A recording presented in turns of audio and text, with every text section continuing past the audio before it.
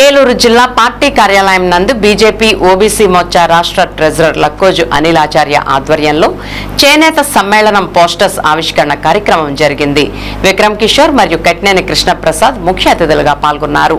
జాతీయ చేనేత దినోత్సవం, చేనేత రంగ పరిరక్షణ, చేనేత కార్మికుల సంక్షేమం, ఆత్మగౌరవ పరిరక్షణ లక్ష్యంగా భారతీయ జనతా పార్టీ ఓబీసీ మోర్చా ఆధ్వర్యంలో చేనేత సమ్మేళనాన్ని ఆగస్టు 5వ తేదీ ఉదయం 9:30 విజయవాడలోని తుమ్మలపల్లి కళాక్షేత్రంలో ఘనంగా నిర్వహిస్తున్నామని తెలిపారు. ఈ సందర్భంగా ఉదయం 8 గంటలకు భారతీయ జనతా పార్టీ రాష్ట్ర కార్యాలయం నుండి భారీ శోభాయాత్ర ప్రారంభమై తుమ్మలపల్లి కళాక్షేత్రానికి చేరుకుంటుందని వెల్లడించారు. ఈ చేనేత సమ్మేళనంలో చేనేత రంగ అభివృద్ధి, చేనేత కార్మికుల సంక్షేమం, ఉపాధి అవకాశాల విస్తరణ, సాంప్రదాయ చేనేత కళల పరిరక్షణ, నూతన మార్కెట్ అవకాశాలపై చర్చలు జరుగుతాయని తెలియజేశారు.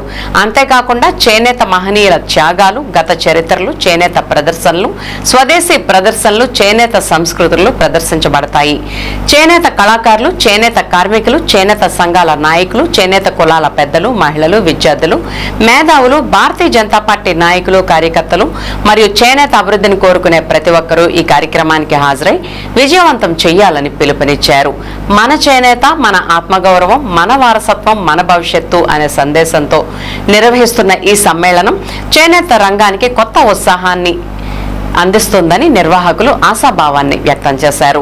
ఈ కార్యక్రమంలో జిల్లా ఓబీసీ మోర్చా ప్రధాన కార్యదర్శి మాగంటి వాసు మాస్టర్, ఓబీసీ మోర్చా రాష్ట్ర కార్యవర్గ సభ్యులు కట్టా రాఘవులు, ఓబీసీ మోర్చా జిల్లా సెక్రటరీలు శ్యామలరావు, గౌడ్, పాల రమణ, వివిధ బాధ్యతల్లో ఉన్న మండల, జిల్లా, రాష్ట్ర స్థాయిలో ఉన్న నాయకులు పాల్గొన్నారు. ఇవాళ చేనేత కుటుంబాల్లో ఉన్నటువంటి ఏదైతే ప్రభుత్వం నుంచి రాయితీలు కానివ్వండి, ప్రభుత్వం వారికి కల్పించాల్సినటువంటి సౌకర్యాల విషయంలో ఈవేళ పెద్ద ఎత్తున రాష్ట్ర స్థాయిలో భారతీయ జనతా పార్టీ అధ్యక్షులు శ్రీ పివిఎన్ మాధవ్ గారి యొక్క నేతృత్వంలో ఈవేళ విజయవాడలో ఉన్నటువంటి తుమ్మలపల్లి కళాక్షేత్రంలో ఆగస్టు 5వ తారీఖున పెద్ద సమ్మేళనం జరగబోతోంది. దీనికి సంబంధించి మన ఏలూరు జిల్లా నుంచి ఎక్కువ సంఖ్యలో చేనేత కుటుంబాల నుంచి మనందరం కూడా సమైక్యంగా విజయవాడ వెళ్ళేదానికి తరలి రావాలని మీ ద్వారా, మీ మాధ్యమంగా అందరినీ కోరుతా ఉన్నాం.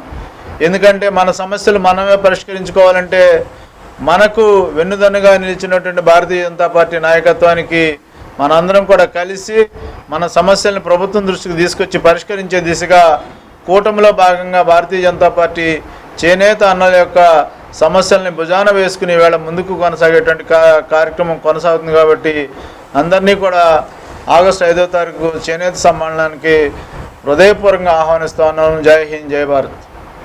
చేనేత కళాకారులకి సంబంధించి ఆంధ్రప్రదేశ్ ప్రభుత్వం మొన్న ఒక జీవోని 185తో జీవో ఒకటి తీసుకొచ్చి వీళ్ళకి సంవత్సరానికి 25,000 రూపాయలు అందజేసే ప్రక్రియని మొదలుపెట్టింది.